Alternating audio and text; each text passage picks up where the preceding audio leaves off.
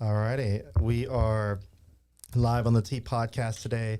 I have a great episode. We have Louisiana Orthopedic Specialists in the house with Mike Prejean, the CEO, and Ashley Guillory, Chief of Operations there. It's going to be a good conversation. We're going to be talking about their company and what they do there, and the patient care and the experiences and all that stuff that come with it. Also, their new surgery center that recently opened. We're going to be talking about all of that. Real quick, our studio sponsor is OptimizeGP.com. That's Optimize Generator People. So if you're looking to power your home with confidence during any outage, whether that be a storm or just our janky electrical systems, check them out. They can outfit your home with a whole home standby generator from Generac. They are a specialist there. They have great customer service and expert service. They have awards, tons of awards that I've seen in their office. I don't have a home standby generator at my home yet, but these guys, if they keep sponsoring, I might. So check them out, OptimizeGP.com. Control your power, control your life, and we really appreciate them. And enjoy the episode.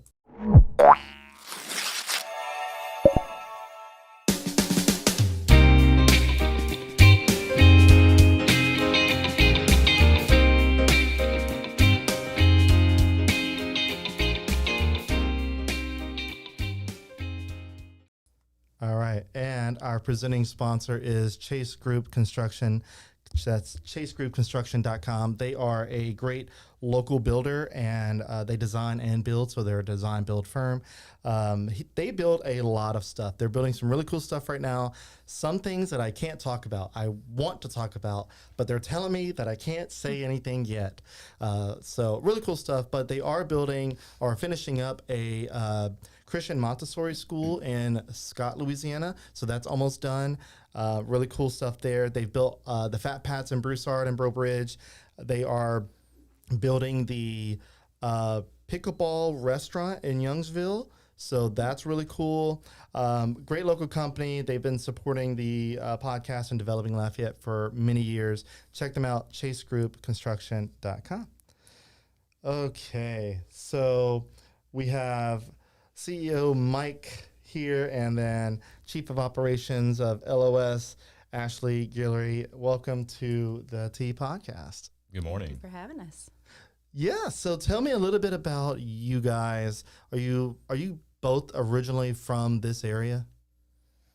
I am not. I'm originally from New Orleans, or right outside of New Orleans, from Algiers on the West Bank. Whoop, whoop. All right. Yeah, I came to Lafayette in 2004. I originally came for nursing school, fell in love with the city, and have been here ever since.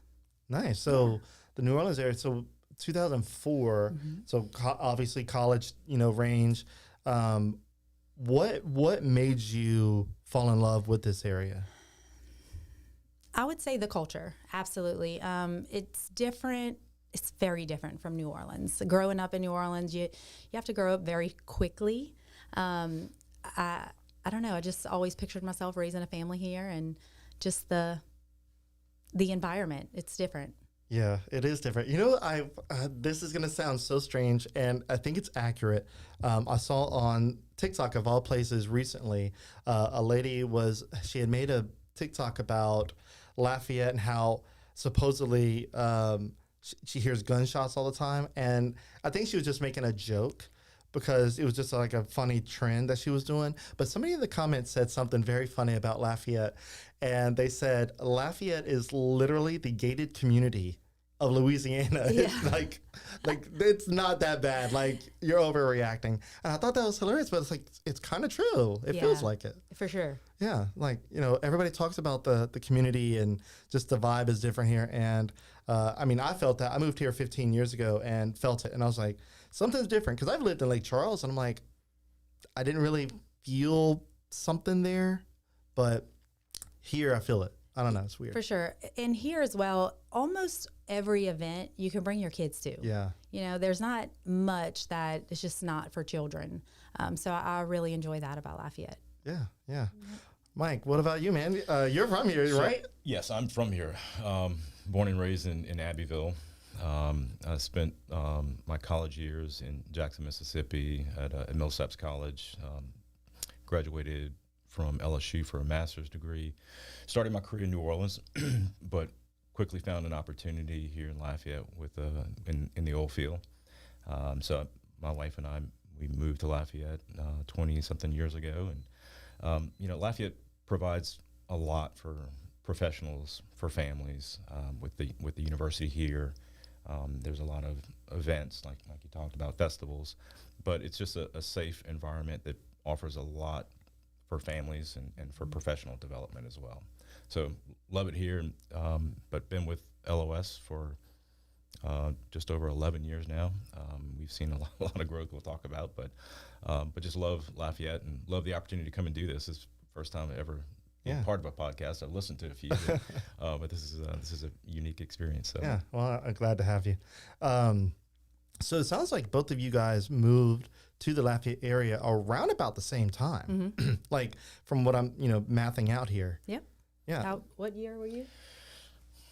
It was 2002. Yeah. Okay. So It was 2 years. pre-Katrina. Yeah. Yep. But Yeah. So speaking of, Katrina's anniversary just passed, and you coming from New Orleans, how was that? Like, I mean, did you get affected by Katrina at all? Well, not me personally. I was here for college, but my parents did have to leave and come. My mom had a set of twins. Gosh, maybe they were 18 months old at the time. So everyone came to my little house in the St. Streets and just kind of weathered it out. We didn't really know what we were going back to or what they were going back to. It was a very weird situation, but everybody, survived, and house didn't float away. So that was good. A little fence damage and roof damage. But it was a wild experience for sure. Very, something I never want to go through again. Yeah, I know. I think most people wouldn't want to go through that ever again. Yeah. There's a same lot. here because my wife's family is from New Orleans. They evacuated. They stayed with us, so we had a house full of family for a couple weeks and until they could get back into the city. So it was a unique time. Yeah, I can remember I was a waitress at Outback Steakhouse. All right, and fancy. My mom had come and the kids and some other family, and I hadn't yet heard from my dad. The cell phone towers were down, and I can just remember being so stressed out, but there were so many people in town just from evacuating, and when I finally heard from him, I was there waiting to, and it was just this surreal feeling, and obviously very grateful that he was okay, but it's just strange thinking back how odd everything was. Yeah, and it's been, what is it, 20 years? Yeah. Yeah. Yeah. It was the 20-year. Crazy. There was a whole documentary that came out. I think it was National Geographic or something, and we watched a good bit of that. I think my wife watched it all, and I'm a little late on it. But there's things that I did not realize happened that this documentary showed, and the way the news portrayed Katrina as not that bad of a storm, but then just behind the French Quarter, or I guess you could say behind it, was mass destruction. It was wild to see that visually put into that perspective. I mean, I knew that it was bad, but like to see how the news was making it out to not be bad, but then it was really bad, and then it took a lot for the news to actually realize just how, I don't know. The documentary is interesting. I don't know if you guys have seen it yet. I have. And then also being in healthcare, I've worked along people that were there working in hospitals, and that whole situation, you don't realize what you have to do to take care of patients during a disaster like that. And just the stories I've heard, I'm very grateful that I wasn't in that situation. I appreciate more than ever the people that were and the things that they had to do to take care of patients. It's just insane. Oh yeah. It was crazy. My neighbor at the time was in the fuel business, and diesel was in short supply, obviously, and so they were continuing to just beg and plead with fuel distributors to bring in diesel to run generators, the aquarium, the hospitals, or wherever. So he had access to get into the city, which was on lockdown. So my father-in-law, he really wanted to see what was going on with his house. So we took his pass to get in, and we drove into the city shortly after the storm. It was maybe a couple of weeks after the storm, but there were cops everywhere, but it was totally confusion because it was just the city was destroyed. Yeah. But it was crazy driving into the city and seeing all the destruction. But my father-in-law kept waving his badge like we're here, we're good, and like no one cared. It was just so chaotic. Yeah. I had just graduated high school whenever it happened, and I was with my dad. He drove an 18-wheeler across country, and we were in I think Charlotte, North Carolina, or in that area. And I remember this is when everybody watched the news on TV instead of their phones, because we didn't have phones like that. Right. We were lucky we just could text. And I remember it was like this surreal moment where all these people in this truck stop were glued to the TV, and I was like, oh my God, like, and I verbally said, like, we're from that area, like South Louisiana. And the people are like, how crazy is it over there? I'm like, I don't know. I'm not from New Orleans, but I just, people are shooting people off rooftops and stuff. Like that was what they were watching at that moment. And I was like, it's a wild time. Yeah. That's all I knew. It was a wild time. Crazy stuff.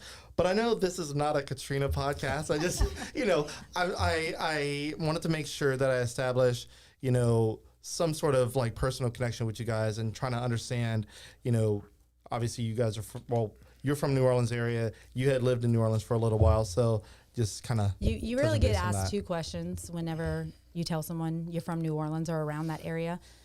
The most famous is, what high school did you go to? School? No one cares what you've done with your life or where you went to it's always, where'd you go to high school?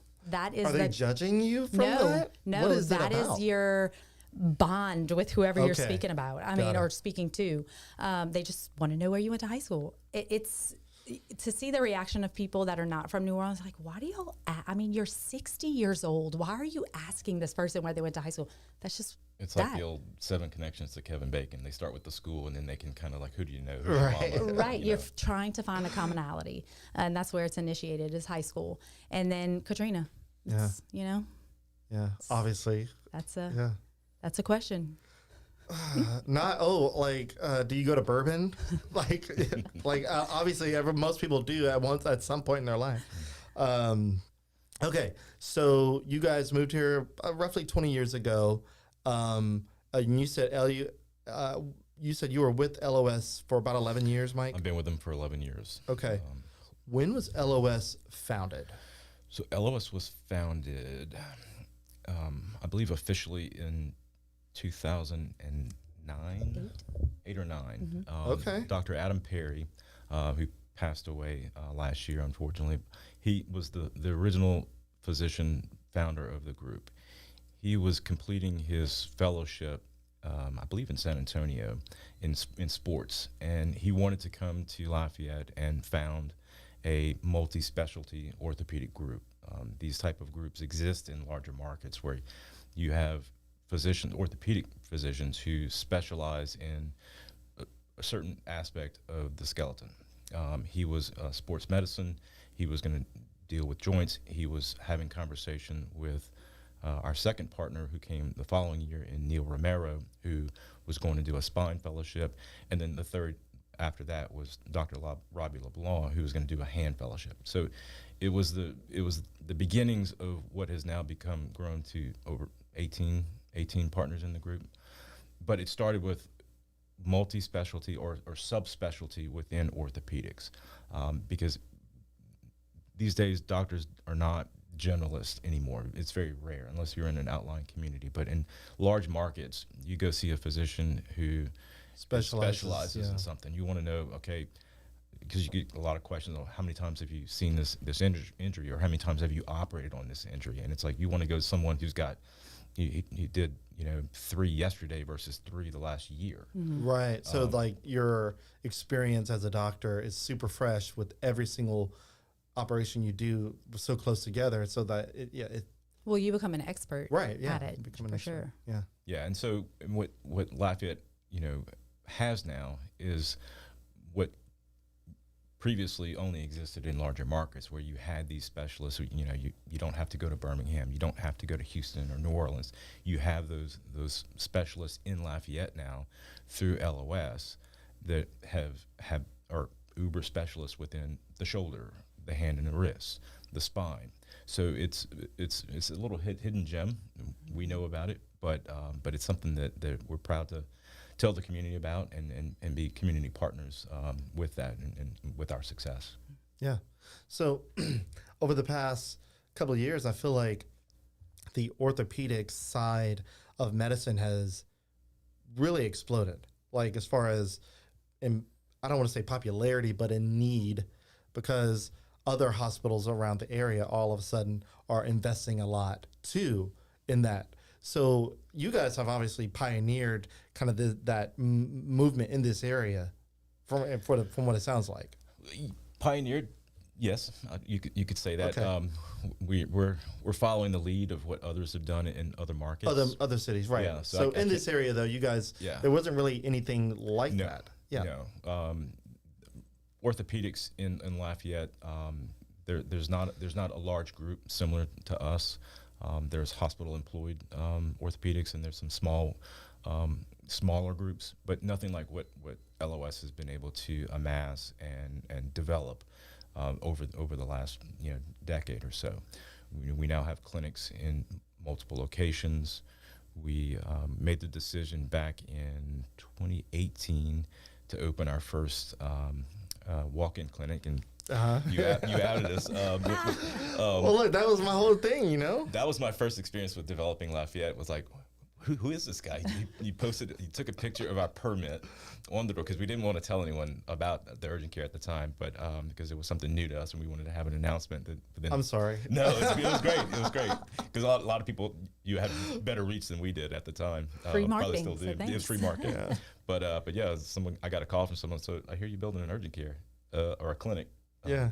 And I was like, yeah, how'd you know? And so that's when I started developing Lafayette.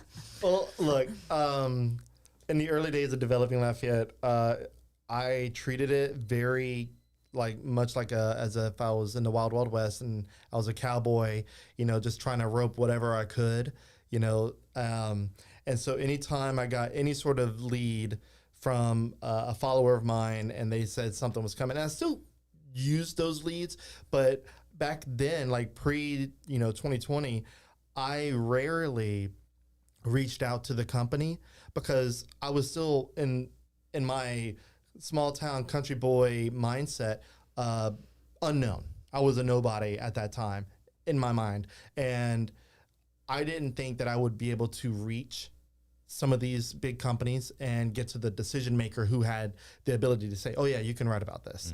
Mm-hmm. I had some contacts that I was developing, but I was still relatively new and trying to figure this out. And so over the past 5 years or so, after a couple of instances of businesses saying, hey, you should have reached out to us first. And I said, you're right. I apologize. Moving forward, if I don't hear from the company, or if I make it a point to reach out and I don't hear from them, I'll give them a pad of a few days. If I don't see anything, or if they leave me on red, I move forward. So that's what I do now. But back then, I saw it and I was like, hey, this is cool. Like, go ahead and write it up. Yeah, it was great. It got the word out. Certainly. It got the word out. Obviously, there was a lot more information that I was missing. And that's what I find now is making the contacts, reaching out to the businesses.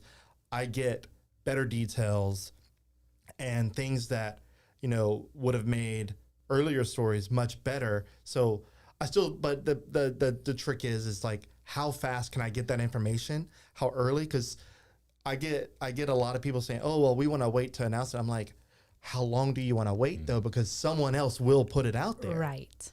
So you can control the narrative. I try. And if I don't, what I do is say, okay, well, if it's already out there, they may have limited information. What else could I get that would make it better? Can I get photos of the inside? Can I get, construction photos, like private stuff, like exclusive, so to speak. So I try my best to go in any angle that would make the content just better. And I'm trying to do a service to the people following because they want to know that everybody's nosy around here. Oh, yeah. Well, 7 years later. 7 years later. We're talking about Yeah. it. Yeah. And we can tell you about it. So what we did back then with that project was to open the first orthopedic specific urgent care that's available for extended hours to provide access, because a lot of the challenges in the community, or I'm hurt, but I don't think I need to go to the emergency room, or my kid's hurt. What's my availability and for orthopedic care? And you could go to a regular walk-in clinic, urgent care. They don't treat ortho injuries routinely. You may not have a provider there that can evaluate you. Our providers at these clinics are trained by our physicians. They work closely with our physicians. It is LOS. It's branded as orthopedic urgent care, but it provides that quick access to orthopedic care that was lacking in the community. So LOS, we'll tell you all about the company, but where we see a gap in the market for orthopedic care, we want to be pioneers, like you say, and fill that gap and come up with something that's genuine, that's new to the market, and provide that space. Yeah. Sure. Yeah. So let me get my last sponsor in, and then I want to kind of dive a little deeper into what you guys got.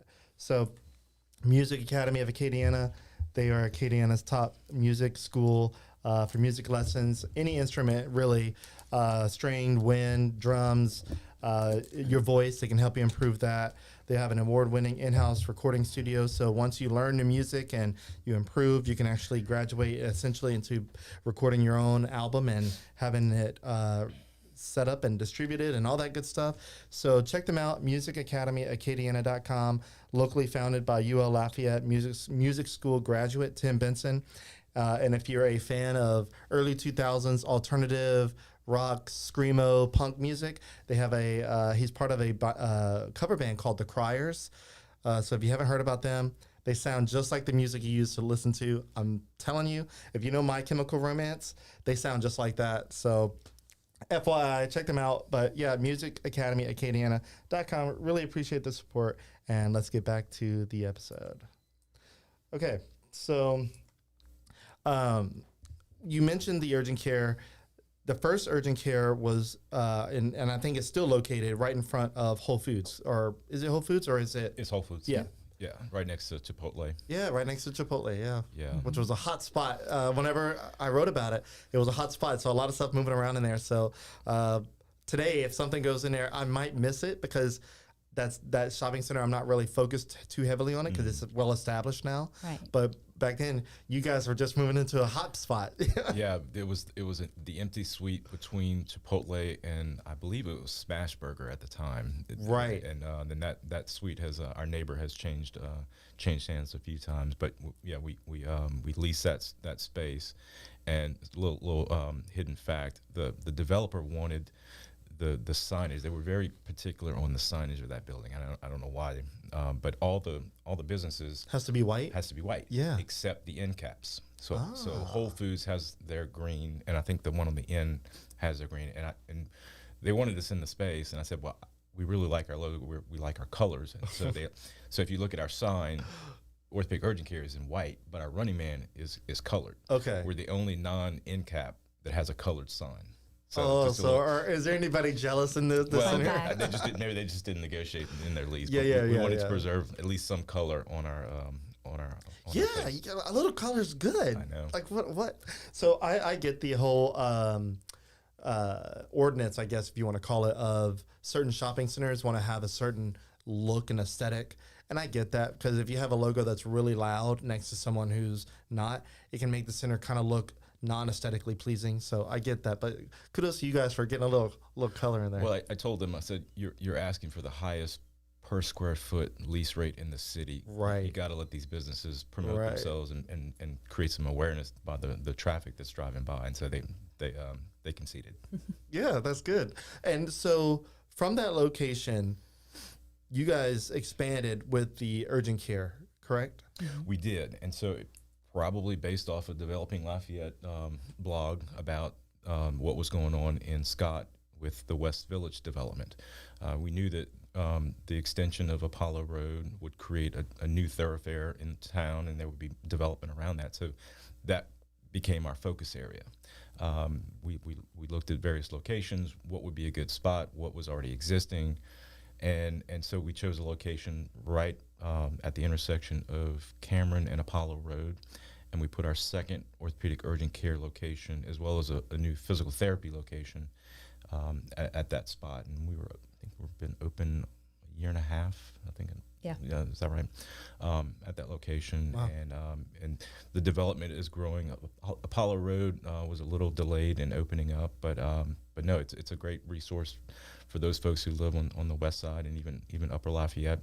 If they need orthopedic care, that it's going to be open from 8 a.m. to 8 p.m. and from 9 to 6 on Saturdays. Yeah. So 2 urgent cares. Two correct? urgent cares. Yes. But we have a permit that's in the works for our third location in Youngsville. Okay. I believe we'll begin construction next month. October, yep. We'll be on Shim and Metairie, not far from The sports complex. Yeah, perfect spot, right? It's a good location. Again, that was an area that was, spotlighted by our physicians. They're like, I think we need to be in that area, Yeah. and so having an urgent care provides access to our physicians without our physicians being there. We may have physicians there, but our urgent cares are typically run with nurse practitioners or PAs who have extensive orthopedic experience, who have either worked with us or worked with other practices, and they've moved to the market, and they want to stay within orthopedics because it's sometimes challenging to learn a new specialty. Right. But we like providers who are accustomed to reviewing X-rays and MRIs and can evaluate injuries. We had an incident. It was a patient I remember because she called and she thanked us thoroughly.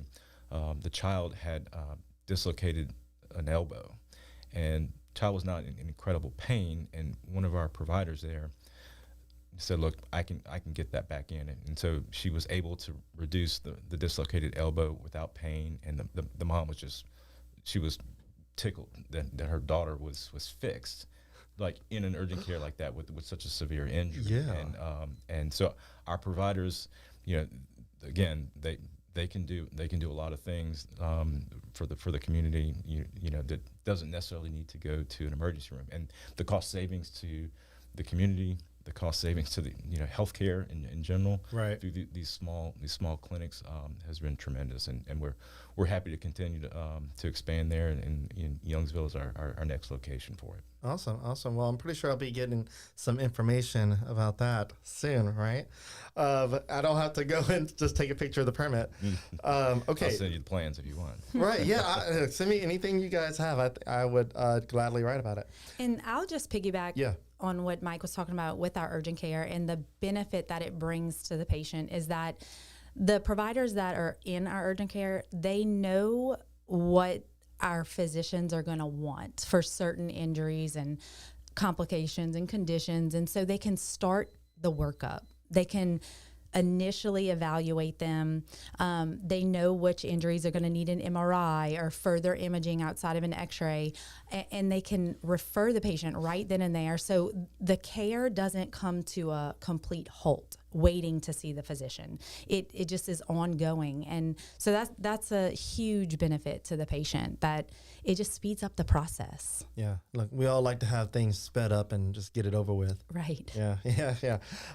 So I want to make sure that I establish this, because I don't know if I asked this or if this was explicitly explained, but what does orthopedics mean? Like, what is that? Because obviously you mentioned elbow. I know that you guys have, explained to me in the past of what it is, but for those listening or watching, what does orthopedics mean? So I'm glad you asked that question, because I think that there is some confusion about what an orthopedic surgeon or an orthopedic provider can see. But it's essentially the musculoskeletal system is what our physicians, whether it's muscles, tendons, obviously bone, but also spine. We have orthopedic spine surgeons. Spine is not exclusive to neurology or neurosurgery. It's also within orthopedics, and that wasn't always the case. But our physicians, our partners we have 3 spine surgeons, 2 in ortho and 1 in neurosurgery, and then we have 2, about to add our 3rd interventional spine provider. They're not surgeons. They're going to be the ones you see first to see will an injection help you.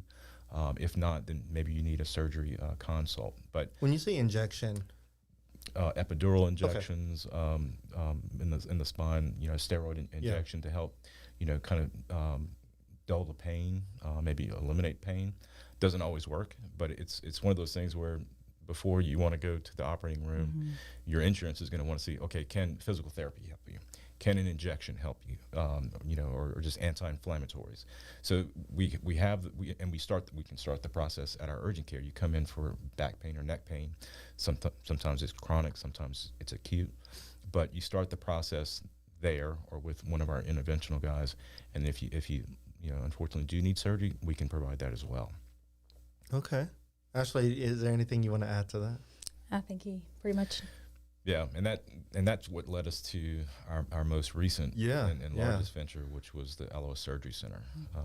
Well, look, if we want to dive into that, I am down because I toured that recently whenever you opened it, and I got all suited up and everything. I thought that was great, and got to walk around and like, dude, the technology that you guys have, like, it's so clean in there too. Like it doesn't look like it's like quote unquote high tech, but it's like so techy in there. And just, tell me a little bit about that. So what was the thought process? Because you guys your original location is off of College Saloon, correct? Or where is it at? Is it our original physician clinic? Before you had this location and the clinics, where were you guys located or still located? Well, our large clinic is on Rue Louis. Yeah. Okay, I thought so. Right. Yeah. We have a clinic on Camellia. We have a clinic in Iberia, and then we have urgent cares and physical therapy clinics. Okay. Youngsville, Scott, as well as Lafayette. But LOS Surgery Center, this we don't have, or we never had. This is new. So I guess what because I think those in the community may already know of the LOS name outside of the clinics and then the new surgery center. How is it different? How is your location on Rue Louis different compared to the surgery center? Like, what is the need and how are you guys different in that? Like, what the locations are different from each other? So Rue Louis houses our physician clinics and therapy. Okay. We also have an MRI there. But typically, if you don't start your care at the urgent care, you start it at the physician clinic. So they don't do any surgeries there. Okay. At LOS Surgery Center, we do exclusively procedures and surgeries. I mean, that was easy to tell walking through. Just all surgeries. Yep. Okay. So that's the difference. Got it. Okay. That project was really started around, it was pre-COVID. 2019, I think, is when we began the discussion for the surgery center as a group. Wow. We our physicians meet quarterly as a group in our conference room, our boardroom, if you will, and talk strategy about the practice. And part of our strategic vision was, vertically integrating with an ambulatory surgery center for orthopedics and spine, which didn't exist in Lafayette at the time. Again, where's that gap and how can LOS fill it? So we started the discussion about building our ASC, ambulatory surgery center. But we wanted to be very discreet about it because building anything similar to a hospital is not going to be very popular of a decision. So we began with a code name. Okay. I told you. So developing Lafayette wouldn't find out? Right. Yeah, I know, huh? A little bit, but I think we told you about it. But we had a code name for the project. It was Project Baseball. Oh, I love it. Yeah. And so there's a few little subtle nuances in the facility that reference baseball, but baseball is very Americana. You can use metaphors and references to talk about the project without knowing you're talking about the project. So the surgeons were the players, the facility was the stadium, So in the You put a lot of thought into the whole code name situation. I think it's a little silly, but Yeah, yeah. But No, the I guys love it, got into though. it.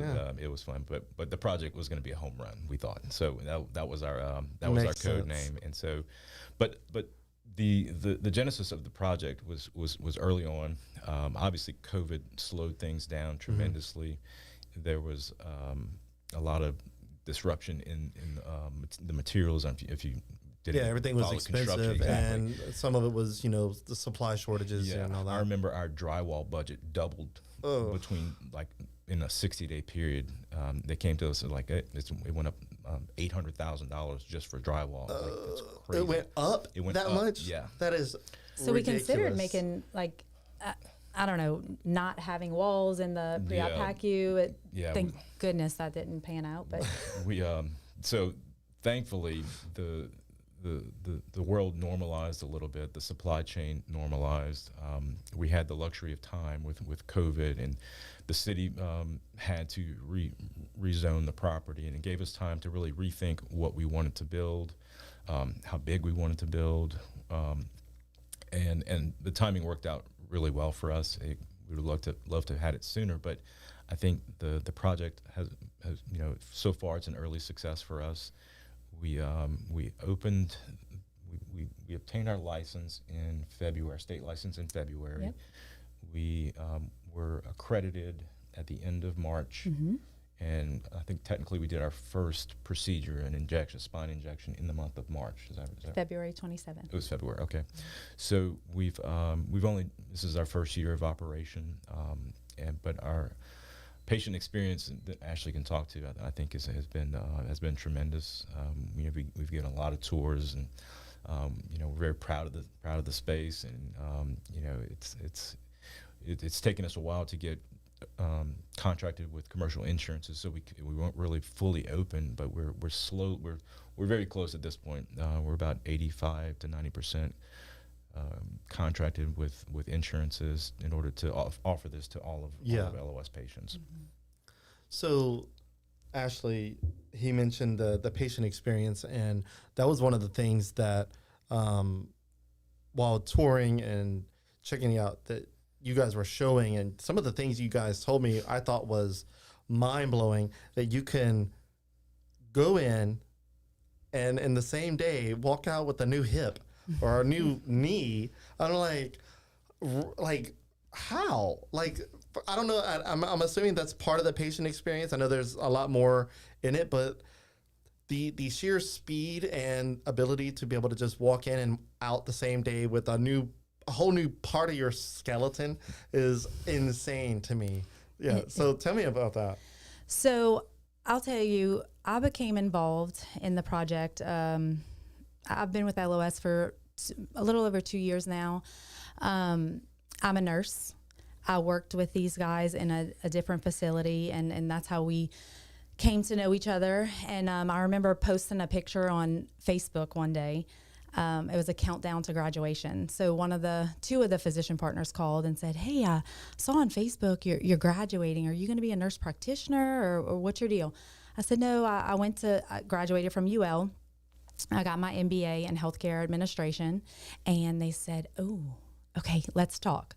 So I met them one evening at the office, and I was introduced to Mike. And originally I just started by looking at the plans. What do you think about this? And what do you think about that? The worst thing in the world you can do is build a hospital and not include a nurse. Right. Because I know, right? you have to, there's so many little decisions that could just make the flow so horrible. And I just knew that this was such an amazing concept. You have to also make it functional for the people that are there providing care to meet the goal of efficiency. And so I'm very glad that my opinion was taken into account. Also, Mike and I traveled a lot to different ASCs around the country. I mean, it didn't make sense to come up with all of this on your own, right?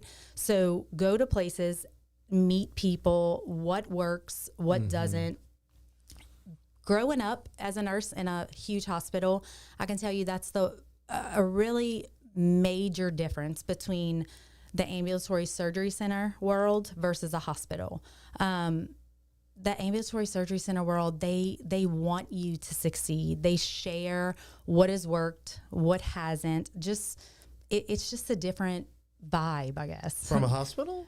Right, yeah, I mean, it's not like the big hospitals are talking to each other, helping them. No, I mean, it's competition essentially. It is. ASC, that world, they just take a different approach. So being a nurse and now an administrator, my focus is always going to be the patient because I'm a nurse. That's just how we're groomed. So I feel like our main focus is patient-centered. And just making sure that their experience is awesome. That's it. And it starts with the design of the building. We never wanted them to feel like they were in a hospital. We wanted them to feel like they were in a comfortable environment. We want every patient to feel like they're the only patients there, having surgery that day or a procedure. And I think we've been pretty successful in that. The approach to patient experience that we've taken is a little bit different. I can remember working in a hospital and they throw these percentages at you like, our monthly patient experience came back and it's 40%. We need to get it to 70%. So they throw some pizza at you, at the nurses, What? and we have to be nicer to the patient. Party. The pizza party. Yeah, they love some pizza. But, be nicer to the patients and be quicker, make sure that they're happy. I decided that let's shake it up a bit and focus on the staff. Mm-hmm. If you focus first on the staff experience, the return on that investment, it automatically yields a positive patient experience. Our goal is we want to make all the staff happy because what makes someone happy, what makes me happy is going to Home Goods with my husband or kids. That might not make the next person happy. So we don't focus on their happiness. What we focus on is providing them an environment in which they feel supported, both personally and professionally. Surround them with other team members that believe in teamwork. And we just support one another. We've become a little family, and it's hard to be cruel to patients when you're satisfied at work. And it really shows. So I'm very proud of just the different approach that we've been able to take. No, I love that. We had a comment came through a couple minutes ago, and it's from Tony Champagne, and he says, LOS is the best. So good comment there. So when you say the focus is on the staff, and obviously the return on investment there would mean that the staff would be happy at their jobs and do a better job and make the customer, the customer, patient, whatever you want to call it, the experience better. Mm-hmm. What kind of, without, I guess, divulging any proprietary secrets or trade secrets, but what exactly do you mean when you say focus on staff? Obviously, you're not talking about throwing a pizza party, but making their jobs pleasant sounds to be some sort of key there. But is there something you can explain a little bit deeper into that? Giving them a voice and a space to vocalize what they feel would work better. One of the phrases that drives me crazy in any organization, I think the hearing, we've always done it that way. Oh. That is guaranteed failure when you start saying, well, we've always done it this way. We don't even practice medicine the way we've always practiced it. You said it yourself. You can come to our facility and go home the same day with a new knee, a new hip, a new shoulder. So if we only did medicine the way it's always been done, that's a crazy concept, right? So that is rule number one. Yeah. We've always done it that way. It does not ever get uttered in that facility. I love that. Through our orientation, if you've ever been through orientation with me there at the surgery center, I told them, look, I'm never going to post our mission statement in the break room to remind you of who we are and what our mission is. So I read it. I say this is the one and only time that we're going to read it. You have to buy into our mission, and our patients and their family, people that are there with them, should know what our mission is by the way they're treated. Okay. It needs to not be a piece of paper. It needs to be a behavior. And I'm really, really proud of our team because they believe in who we are because they're a part of it. They're allowed to say, hey, I know we do this, but how about we change? Would you consider changing this? I consider changing anything. I'm opposite of we've always done it that way. They're not allowed to have any complaints without a solution. Complaints have to be accompanied by a solution. Okay. Even if your solution is terrible, you have to have one. You cannot come with a complaint and not a solution. So I don't know. And I think the team also, they appreciate the fact that I don't expect anything of them that I'm not willing to do. And I think Mike is a great example of that. He calls himself CEO, the Chief Everything Officer. I knew that this place was special when I started to get to know Mike and the things that he has invested into this organization. It is not uncommon to see him picking up trash in the parking lot or unplunging a toilet or going up on the roof to check an AC unit. I mean, he is truly invested himself into that place, and he's been a great example to me in how you should lead. It's not do it because I said so, do it because I do it. And when your team witnesses you behave that way, how can you not do it when the leaders are doing it? So, and our surgeons are also a great example of that too. I've seen these guys mop a floor in the OR to help us, get things going, and they're not above, helping. And another thing I would say is the general respect of every single person in that building. I'm a firm believer that everyone from the housekeepers to the surgeons play a part. And the physician partners know that we are needed for them to succeed. And they treat us so well. They stop, they look at us in the eye and say, thank you for what you do. And, we're helping make their dreams come true and make an impact on the patients in our community. So it's super special to be a part of. I would echo that, but I would, we have a lot of employees, not just at the surgery center, that play a part in the success.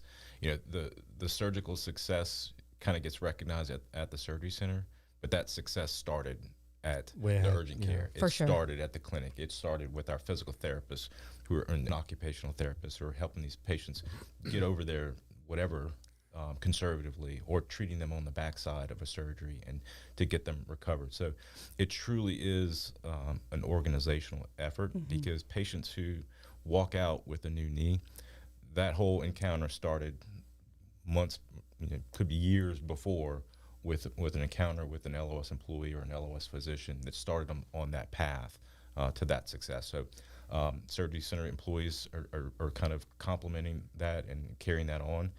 But it was really kind of how we sell employment with LOS, or coming on board and being part of the team. We want to deliver high quality orthopedic and spine care. We want to help value work-life balance, and we want to create an enjoyable workspace for people and the culture that we create. And it's not every day is the best culture day. I'll admit that. We're not. A high performance industry with physicians who, have to go into every exam room and be right every time. And sometimes that creates tension. And again, I'll admit we have our failures sometimes, but overall, when we kind of, at the end of the week, we kind of decompress and say, what, we did good work. We did good work here. And then again, her comment about me picking up trash, I don't know any better. I just do it. It's not, I'm not above anything in the organization. I want success. I want our physicians to be proud of the organization that we run. I want our employees to be proud to work for these physicians in this organization. So that's how we kind of role with LOS. Yeah. And the patient benefits so well from it. I mean, for example, today at 1:00, we have a meeting at the surgery center with the spine clinic staff. Okay. So how can we best streamline getting the patient from the physician clinic to the surgery center? We depend on them so much. And we want the patient's experience to be successful across the organization. So I'm so happy that we have access. We have the unique opportunity to have access to the clinic staff, bring them in. What's a barrier for you? How can we eliminate any issues with getting a patient from you to us and then back to you, right? The communication is great, and we're just always thinking, how can we be better than we were yesterday? So I love the collaboration between the two campuses and therapy as well. So it's a cool experience. Yeah, no, I love that. Leslie Broussard just commented, said, it is an honor to be a part of the LOS family. So yeah. Thank you, lovely. And so she did a couple of heart emojis. Aw. Okay, so we are at about 50 minutes. Oh, wow. I know, we cruised on Already? pretty quick there. I was nervous. We didn't even get to the cigars and the whiskey. I know, right? The whole Joe Rogan experience. So I think that would be so cool to do, but that's a whole nother evolution, I guess, of the podcast. So I'm curious, like, how does, and this is just me asking, how is it possible to walk in and out with a new body part the same day? Like, I thought that was like you're laid up in bed for like 5 days to heal.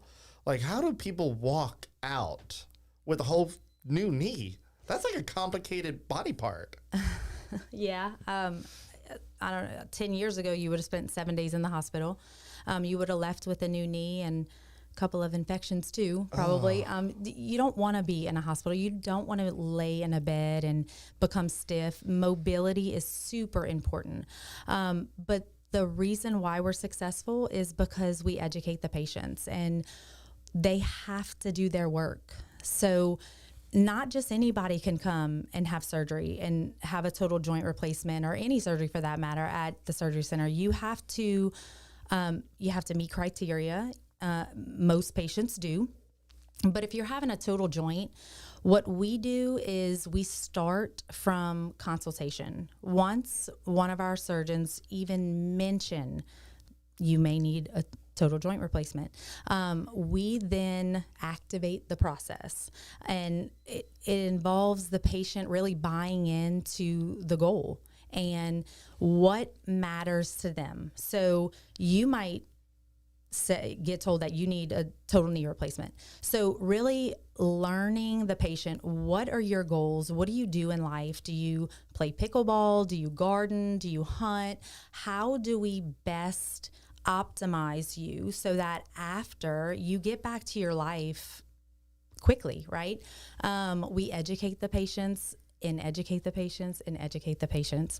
And they come to us before they ever walk into the surgery center to have surgery that day. They've already come to us for a joint education class. They bring the caregiver that's going to be taking care of them. Okay. And we just set out all the expectations that they have to meet. And so nothing's a surprise. They know what's expected of them, and they come. They come compliantly and willing to participate because they have to participate in their care in order for it to be successful. Yeah. No matter what we do, if you have a patient that doesn't follow the rules, it's not going to be successful. So are your patients, are they mostly elderly patients, or do you see a lot of younger people too getting a total joint replacement? I mean, The majority are older, but it's not uncommon for a younger person in their 40s to have advanced arthritis of a major joint. It can't happen, or some other condition that requires the joint to be replaced. But generally, it's kind of in the late 50s on up. I have friends that had hips replaced in their 40s, and so it does happen, unfortunately. But not everybody body is the same in terms Right. of how they're going to age, and so yeah, it's mostly older. But we do from joint replacement is just one aspect of Correct. what we do at the surgery center. But we're operating on our age limits, or what do we say? Our two and up. Yep, 2 years to 200. Wow. Wow. So yeah, we're able to treat the majority of our patients, and we still have our other hospital partners that we utilize for where those locations are more appropriate for a surgical setting. So this is just something new to the market for those that are safe to be done same day, going home, and just in a different cost environment as well. Yeah. And so you guys do spine work too, and that's a big deal. Like the spine is a sensitive part of the body. Like you mess up the spine and you mess up somebody's life. Like our spine providers are excellent. And the one thing about surgeons and healthcare professionals in general is they're constantly pushing their own profession. They're doing, we haven't done it in a while. I know they used to do journal clubs and what's being done in New York and in Europe, that they're seeing successes. So they're constantly introducing into our market what may be done elsewhere. And so there's just been advancements in medicine in general. Orthopedics is certainly seen that as well, with joint replacements, with minimally invasive spine procedures, which is mostly what we do. Our spine surgeons are operating through a tube with a microscope, so it's not these big open procedures, and so that's why these patients are able to recover quickly and get up and moving early. I mean, that's one of the things that studies showed in joint replacement and also with spine is you don't sit anymore. You get up, you walk, you start, not with every joint replacement, but knees and hips generally, the success of that surgery is going to be getting them up and getting them walking, which is why we have a physical therapist in-house that does just that. As soon as they're waking up, they're sitting them up and they're getting them walking within, I don't know how many minutes of being out of the operating theater, to get them, recovered and out the door. Our anesthesiologist made a comment just last week that one of our spine patients, he was struggling to keep up with her. I mean, she was moving so fast. It was not even an hour she'd been out of surgery. So it's pretty fascinating to see. No, this is so fascinating. I hope that I never have to have any kind of surgeries, but let me tell you, what I've seen at your places so far and just through talking with you guys, like, I know that that would be the best place to go to get any kind of surgery, because like it's so professional, and like the way you talk about patient care, like that makes a lot of difference. Like whether or not I come out of there with a solid knee or not, if I feel like I've been taken care of regardless, like I'm gonna feel good about that. Now I'm gonna be like, okay, my knee still needs to work, but yeah, I mean, I would trust you guys 100%. Just from talking with you and seeing your space, it's just amazing. Sure. Well, the patients, they are our why. COVID, that's a whole nother podcast for a whole nother day. But COVID showed us real clearly what happens when the patients go away, right? So the patients aren't obligated to choose us. There are other places in our market that they can go. We have to give them a reason to choose us. And little things like, if you want to be different, you have to do different things. So if you talk to any staff member of mine, they'll tell you, I hate seeing cell phones. It is so frustrating. I don't know if you've walked into a restaurant recently or anywhere in the world.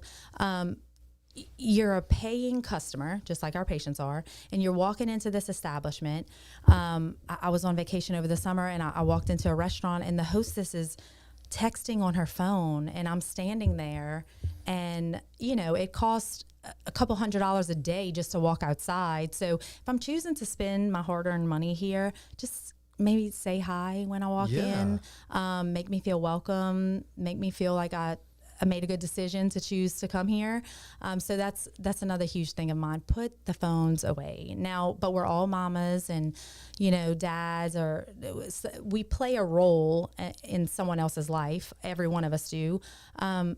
You can have it on you, but don't text, and no social media at work. And it's just in 2025 that it's hard to walk into some place and not see a cell phone, but you can walk into ours. Everybody is glued to their phone. It is actually pretty remarkable to see someone not on their phone today. Right. I saw on social media not long ago a guy, and this sounds outlandish. What I'm about to tell you sounds like it didn't happen, but this guy sweared up and down that he went to a coffee shop.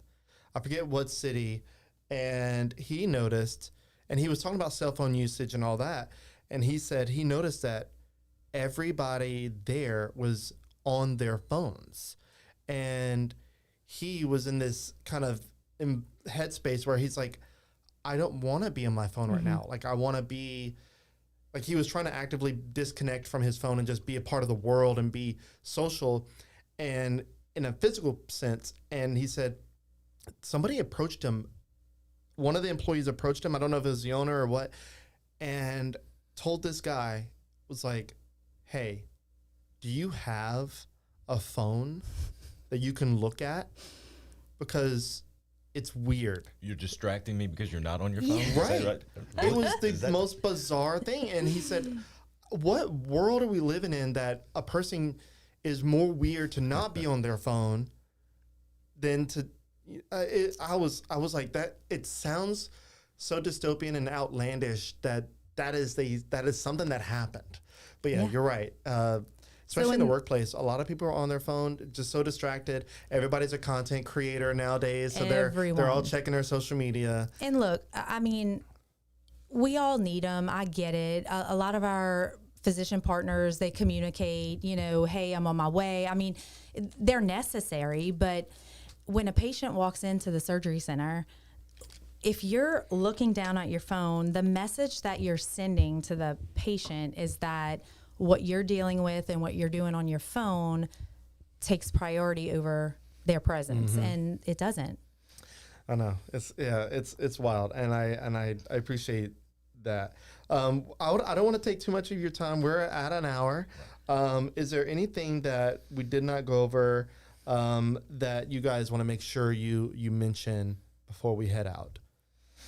No, I think we pretty much divulged all the recipe for LOS. But no, we appreciate you giving us this platform to tell the story, because it's hard to encapsulate LOS on a flyer. Just to hand out it. You got to use all the short buzzwords and everything else. There's a lot to it as an organization, and we're very proud of it. And there's more growth ahead of us, and so we're looking forward to that, and just being good community partners. And so we appreciate your platform, and that's I'm not a talker usually, so this is podcasts are not my thing. Yeah, no, you did great. Both of y'all did great. I guess you kind of did mention there. There's more planned in the future. Obviously, you have Youngsville coming up. I guess my closing question would be, what does the future look like beyond what you guys have already established? I mean, it sounds like you guys are a very innovative company, especially with the surgery center and the things that you're doing there, and then the clinics and the urgent cares. So, if you can give me a hint, what are you guys planning for the future? Or are you going to try to hone what you have right now? I think there's a little bit of both. Some regional expansion, so when I say regional, in Acadiana, as well as some expansion of our existing infrastructure on the clinic side. We have more property to develop. I'm doing more real estate development than medical administration these days, but it's fun to mix it up. But yeah, we may have a few additional brick and mortar for LOS coming in the future, and so I think that's about as much as we can speak about it. Perfect. But yeah, there's more fun to come. Awesome. Awesome. Well, guys, man, it was a pleasure having you on. Whenever we did the video a few months back, even just that short little interview, I learned a lot there. And Ashley, man, you're very passionate about what you talk about and what you do and the company you work for. And I appreciate that. Thank you. Yeah, I feel incredibly blessed to be a part of this organization. It's so special. It really is. And our patients they're just great. And, to any patient that's ever given us the privilege to treat them, thank you. And just our surgeons and our employees, it's a really special thing to be a part of. It really is. Yeah. Yep. I agree.